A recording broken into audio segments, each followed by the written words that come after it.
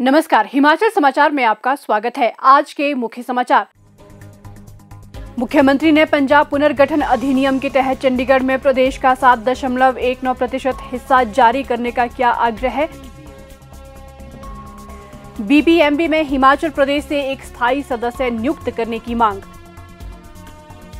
उच्चतम न्यायालय के निर्णय के अनुसार बीबीएमबी से लंबित देय राशि जारी करने पर दिया बल। आपदा राहत नियमों की समीक्षा करने का किया अनुरोध। मुख्यमंत्री ने एनजेडसीसी बैठक में उत्तरी क्षेत्रों के लिए एकीकृत सतत विकास योजना का किया आह्वान। सरचू और शिंकुला में हिमाचल लद्दाख सीमा मुद्दों के शीघ्र समाधान की मांग। मुख्यमंत्री ने हिमाचल प्रदेश फॉरेस्ट टीम को सर्वश्रेष्ठ प्रदर्शन के लिए दी बधाई। और अब समाचार विस्तार से। मुख्यमंत्री ठाकुर सुखविंदर सिंह सुक्खू ने चंडीगढ़ की भूमि और परिसंपत्तियों में हिमाचल प्रदेश के 7.19% हिस्से के वैध अधिकार की पुरजोर वकालत की है। ये पंजाब पुनर्गठन अधिनियम 1966 के तहत अनिवार्य है। उन्होंने सर्वोच्च न्यायालय के 2011 के उस निर्णय का भी हवाला दिया जिसमें कहा गया था कि पंजाब पुनर्गठन अधिनियम के तहत जनसंख्या अनुपात हस्तांतरण के आधार पर हिमाचल प्रदेश संयुक्त पंजाब में 7.19% हिस्सेदारी का हकदार है और यही बीबीएमबी द्वारा उत्पादित विद्युत में वैध हिस्सेदारी का आधार भी है।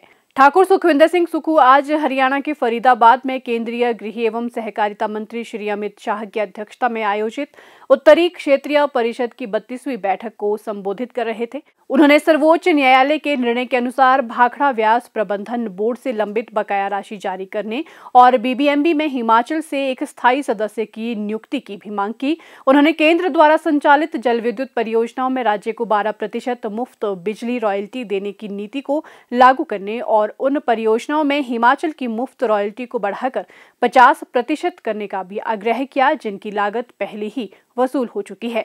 उन्होंने आग्रह किया कि हिमाचल प्रदेश को उसका वैध हक मिले। ये सुनिश्चित करने के लिए इस मुद्दे को उत्तरी क्षेत्रीय परिषद की अगली बैठक के एजेंडा में रखा जाए। उन्होंने अनुरोध किया कि हिमाचल प्रदेश में 40 वर्ष पूरे कर चुकी जल विद्युत परियोजनाओं को राज्य को सौंप दिया जाए। मुख्यमंत्री ने निर्माणाधीन किशाऊ और रेणुका बांध जल विद्युत परियोजनाओं के विद्युत घटकों के लिए पूर्ण केंद्रीय वित्त पोषण की मांग की और आग्रह किया कि इनका कार्य पूर्ण होने के बाद हिमाचल प्रदेश और उत्तराखंड को 50-50% विद्युत प्रदान की जाए।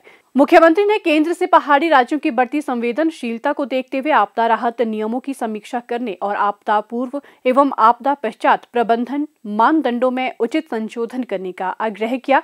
उन्होंने जलवायु परिवर्तन के कारण होने वाली प्राकृतिक आपदाओं की बढ़ती आवृत्ति और हर वर्ष होने वाले व्यापक नुकसान को देखते हुए पूरे उत्तरी क्षेत्र के लिए एक एकीकृत परस्पर निर्भर और सतत विकास ढांचे का आह्वान किया।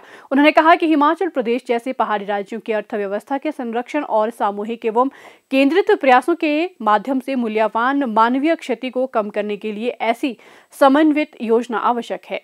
राज्य की रणनीतिक स्थिति और पर्यटन क्षमता पर बल देते हुए ठाकुर सुखविंदर सिंह सुक्खू ने हिमाचल प्रदेश में हवाई नेटवर्क के विस्तार की तत्काल आवश्यकता पर बल दिया। उन्होंने बताया कि राज्य सरकार अंतर्राष्ट्रीय स्तर की सुविधाओं वाले कांगड़ा हवाई अड्डे के विस्तार पर काम कर रही है। उन्होंने केंद्र से भूमि अधिग्रहण लागत वहन करने, परियोजना के लिए पूर्ण वित्त पोषण प्रदान करने और राज्य में छोटे हवाई अड्डों और हेलीपोर्ट के विकास के लिए एक अलग मास्टर प्लान तैयार करने का आग्रह किया। मुख्यमंत्री ने स्थानीय बस्तियों को सहायता प्रदान करने और पर्यटन को बढ़ावा देने के लिए सीमावर्ती और उच्च ऊंचाई वाले क्षेत्रों में एक उच्च ऊंचाई अनुसंधान केंद्र, आइस हॉकी स्टेडियम, एक साहसिक खेल केंद्र और अन्य प्रशिक्षण सुविधाओं की स्थापना का प्रस्ताव रखा। उन्होंने स्पीति के जनजातीय क्षेत्र में राष्ट्रीय बौद्ध संस्थान परियोजना शुरू करने का भी अनुरोध किया। मुख्यमंत्री ने भारत तिब्बत सीमा के साथ साथ शिवकिला से सीमावर्ती पर्यटन को बढ़ावा देने के लिए सरकार द्वारा किए जा रहे प्रयासों के बारे में विस्तार से जानकारी दी। उन्होंने शिवकिला से पवित्र कैलाश मानसरोवर यात्रा शुरू करने की राज्य की मांग भी दोहराई। नशीले पदार्थों के खिलाफ राज्य की लड़ाई का उल्लेख करते हुए मुख्यमंत्री ने कहा कि हिमाचल प्रदेश मादक पदार्थों की तस्करी के खिलाफ बहुआयामी कार्रवाई कर रहा है।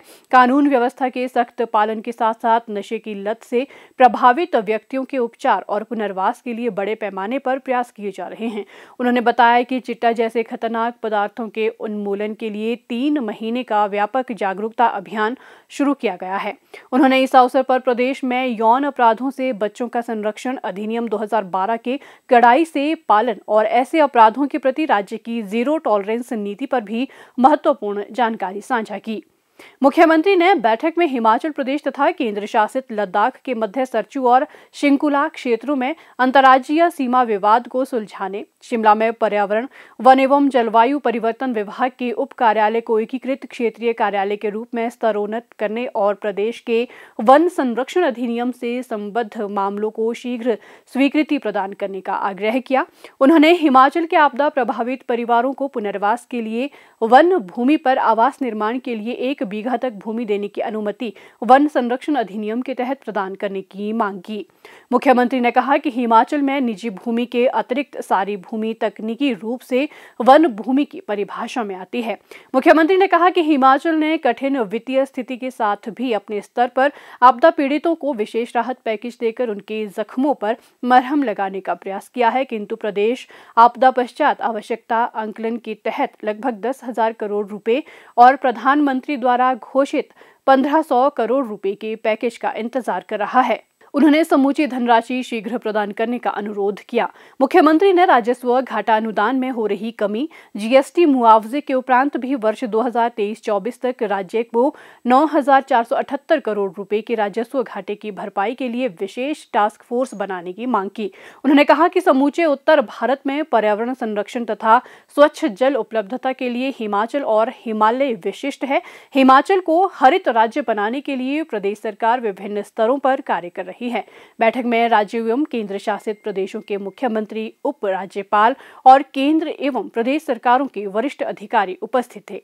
मुख्यमंत्री ठाकुर सुखविंदर सिंह सुक्खू ने देहरादून में 12 से 16 नवंबर 2025 तक आयोजित अखिल भारतीय वन खेलकूद प्रतियोगिता में सर्वश्रेष्ठ प्रदर्शन के लिए हिमाचल प्रदेश फॉरेस्ट टीम को बधाई दी।